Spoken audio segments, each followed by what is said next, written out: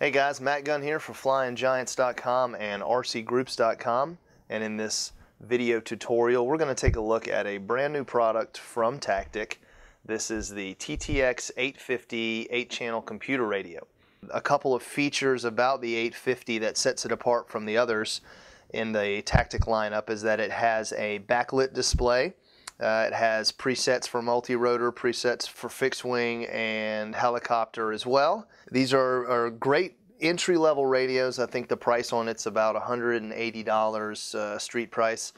And for the money, you get a whole lot of radio. So what we're going to do in this review is basically show you a little bit about it and then go over a few of the programming features that it has. So I've already taken it out of the box and done the written review, so we'll just show you everything that comes in the box. You got your manual, very easy to read. I know there's a lot of manuals out there that skip around a lot, but this manual follows the linear progression of the menus, so you can thumb through it pretty quickly.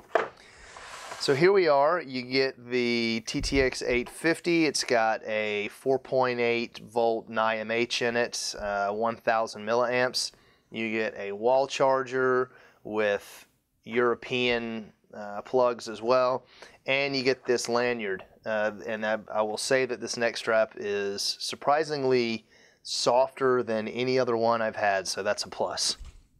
So we'll go ahead and take it out of the box here.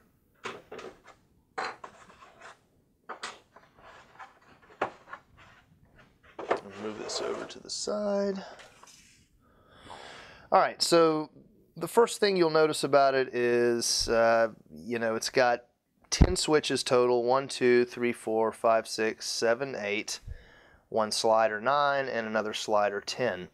This is pretty standard for most transmitters nowadays. However, some of the higher end ones have your variable knobs on it. This has no knobs across the front.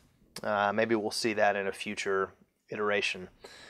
So to turn it on, standard procedure, you just turn it on like so. You have a backlit display, and the first thing that it let me know, which I do enjoy, is that it has a throttle warning if it's not set to 0, and you can change that throttle warning in the system setup. But it feels good in your hands. It's got these knurled sort of grips on the side here that are molded into the plastic case. The gimbals have good feedback. You can adjust the spring of the gimbal if you open it up inside. Trims are digital, as you see. And the gimbal height is also adjustable here. So it feels good, solid transmitter, a little bit lighter than my Futaba 10 CAP, but that transmitter has a couple more functions and knobs. And one thing I think that makes this transmitter a little bit lighter feeling is that, as I said before, the battery is only a 1000, whereas my battery on my Futaba was a 1900. This thing is a smaller battery. It really doesn't hurt the battery life too much. I've yet to charge it throughout this entire review, and I'm only down to 5 volts. So the button layout is very clean. You have 3 on the right side and 3 on the left side. They're easily accessible with your thumbs while flying. The first one is a servo status screen, and that's going to show you the position of each servo on that's being used, as well as switches and such. The second button is a clear button, which will go back, or in this case it's not going to do anything because you can't go any further back. So the next one below that is your ESC, and that's going to take you back menu item. This clear button actually will reset a value that you've set back to default. So we'll hit ESC to get back to the main screen. You have your plus and minus, up and down buttons over here for changing values. Your last button down here on the bottom right is your enter button, and this gets you into all 3 menus, but requires different sorts of pushes to get into it. So if you push the enter button once and let go, that takes you into your settings menu. This is for setting all the flight parameters of your aircraft. Anything that controls the airplane, any mixes, throttle cut, programming, anything like that, exponential dual rate, servo reversing is going to be done by hitting enter once. And then we'll go back to the main menu, and pressing enter and hold gets you into your model setup. Now this is how you're going to change models. This is how you're going to set up models initially when you get a new airplane. You have 30 presets that you can use. You can set up your warnings, you can set up your trainer, your trim step settings, anything like that it doesn't relate straight to the flight of the aircraft is done in the model setup. And then your final menu is accessed when the transmitter is off by holding enter and turning it on. And that's your system setup. And this is where you're going to put your username, what stick mode you're using. It defaults to mode 2. The contrast, speaker volume, battery alarm warning, vibration on or off, and the screen backlit. So anything related to the operation of the transmitter itself is accessed in that way. So what we'll do is set up a few simple things, a mix, and we'll assign some switches here, and I'll show you how intuitive this menu is. So we'll go ahead and get started on that now. Alright, so one of the first things we're going to do is show you how we can go in and reverse a servo and change the servo travel and expo and stuff like that. So what we have is a pair of Futaba S9650 aileron servos here, and they're hooked to a Tactic TR625 receiver, and then we've got it powered off a separate battery. So right now, as you can see, they're hooked up, everything's bound up, no problems there. But what we want to do is, let's say we want to change the direction of the aileron servo, channel 1 here. So what we'll do is we'll just press enter once and let go, and that goes into our settings, and this controls everything related to the flight of the aircraft. So next we'll just hit enter for servo set. You can scroll up and down like so to go through. First one is servo set, and that's going to be where we're going to change the direction of our aileron servo. So we'll hit enter, and you can either change the reverse, you can change the travel, and which is your endpoint adjustment, and you have some sub trim in here. So we're just going to reverse it. So we'll hit enter, and channel 1 is normal. We'll hit enter and hit the down arrow for reverse and hit enter, and then back it out, just hit ESC. So now that servo is reversed. As you can see, it's spinning the opposite direction. Let's go back and make it spin counterclockwise when I do right. So we'll go back into enter and servo set, reverse, enter, and back up. Done, escape, and now it's spinning counterclockwise when I turn right. So that's an easy, very simple way to change the servo direction. Let's go in and change the endpoint. So we'll hit it once, and again hit enter.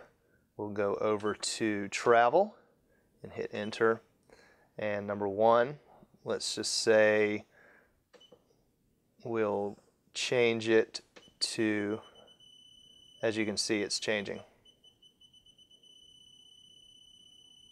There we go. Only 24% to the right, 100% to the left there. Easy to do. If you hit clear, it's going to take it back to 100%. As I stated earlier, clear defaults. So we can hit escape, head back out, and then now let's do the exponential on the elevator servo here. So we'll go down to dual rate expo, and we'll change the aileron servo by hitting enter and changing that to elevator, hitting enter again to go back, and down to the expo, select it by hitting enter. As you see, if you go up and down, it changes it from the up and down expo.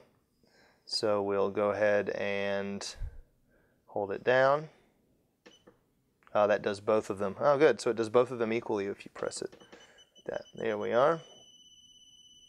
Do it to 50%. As you see, it's a nice curve there. All right, that works. And if you want to change it back, hit clear, and it goes back to 0. Let's change from a quad to an airplane. So this one will hold until it changes. It only takes about a second or two. There we are. We're now in model setup, and we'll go down to, well, so we can do this either two ways. If you want to change the current model from the quad to an airplane, we can go to model management. We'll try that first. And we will go down to model type, hit enter, and just change it to airplane. Enter. Done. Now, if you want to change to a different model, we'll press enter at model select, and then you have 30 to scroll through. There we go. All right, so we'll just hit 0 here. Are you sure? Yes. There we are. We've now changed our model from model select, and then we've also changed the type in model management. Now you can also change your wing type for different configurations of aileron and flap servo. You can do channel assignments, which is for more complex airplanes that this does not need. And then you have your warnings that you can set, such as your throttle hold position, throttle cut, throttle hold, yeah. All right, so from here, let's go ahead and assign, all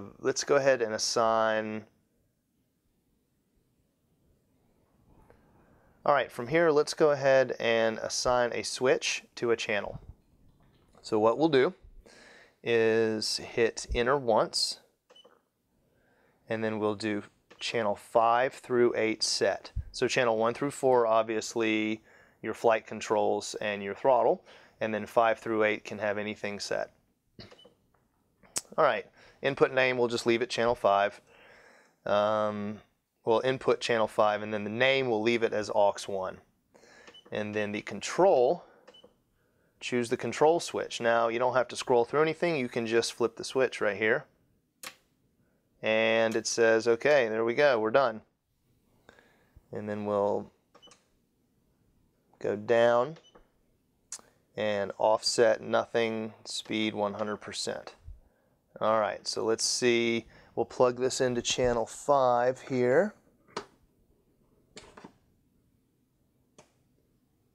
Like so. All right, we're now plugged into channel 5. And there you go, it's working. All right, for our next example, we're going to mix in a little rudder to the aileron. So when we apply left and right aileron, we'll get a little bit of rudder out of the rudder servo as well. Now the 850 does have a preset for the rudder mix, so you don't have to go in and program it. It's actually done for you, you just need to set the values. So we'll hit enter once to get into the settings menu. Then we'll scroll down to aileron mixer, hit enter, and choose the direction that we want to mix first. So we'll just go ahead and do the right here, hit enter to select the value, and then give it about 50%, 40%, we'll do 50%. So now when you give it aileron to the right, you get right rudder as well at about 50% rate. You can also set this up on a switch here. If you want, you would just hit enter to get out of the value section, scroll down to control, hit enter, and then it says choose a switch. And again, we'll choose this C switch here, and that's it. Hit escape. All right, so it's not working now, and now it is. For our last interface example, we're going to mix channel 5 into channel 1 aileron using the programmable mixer section. So what we'll do is we'll press enter and down to programmable mixer. And you have 6 to choose from. We'll just start with the top one, mix 1. So the first mix value right here is your input servo, and your second is your output servo. So what we're going to do is change this value to channel 1 and the next value to channel 5, and the rates to 100%, or any percentage that you want, but in this case we'll do, tell you what, let's just do 50%. There we go. Down again.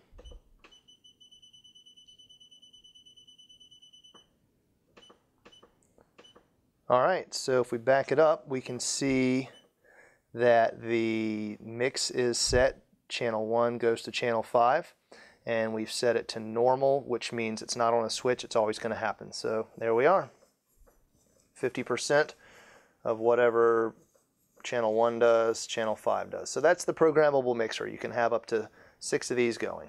So there you have a look at the menu structure of the TTX850 from Tactic. Again, this is a great entry-level transmitter, but it's not necessarily reserved only for, you know, the newcomer to the hobby. Anybody that needs a good quality computer transmitter can benefit from the 850. I know that I'll be using it. I have so many aircraft that I can definitely take advantage of these affordable Tactic receivers. You get 2 of them here for about $30, and this is the 6-channel. You also have the 8-channel, which I think is closer to $40 for one. But these are great for giant scale, for park flyers, for helicopters, multi-rotors, anything that you can think of, this transmitter can power it. And it does it well too. It's got a very strong link, no issues at all with losing signal. It's just a great transmitter at an even better price. So thanks for watching my review, and I hope we'll see you in the next one.